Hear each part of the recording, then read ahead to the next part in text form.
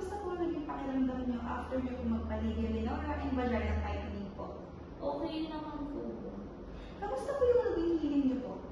Actually, sinunod ko lang din naman yung sinabi niyo po, yung proper cleaning and then yung sa medicine ko. Sinunod ko lang naman po. Mabuti naman po.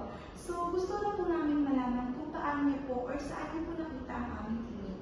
Actually, nasa Dubai pa talaga ako nung napadaan ako sa live nyo. And then, pinanood ko na lang din, doon ko nalaman na meron pala kayong surgery na ay in-offer na filler ba yun? Botox, rhinoplasty, then yung credit card procedure ko. So, since nagpagpagawa na po kayo ng labia minora and tightening po, gusto ko lang po malaman kung ano po yung naging experience niyo during the surgery po. During the surgery, actually sa una na siya masakit yung anesthesia na. Pero nung nawala na yung, yung gumana na yung anesthesia is, okay naman siya, nakakapag-relax na ako and then nakakapagsagot pa ako mag-procedure.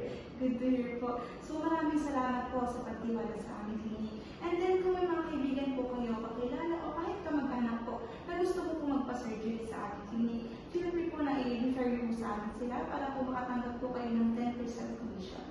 Sure, Bay. Bali, pag umuwi ako ng Dubai, i-refer ko talaga kayo sa mga friend ko dun sa Dubai. Maraming salamat po. Thank you.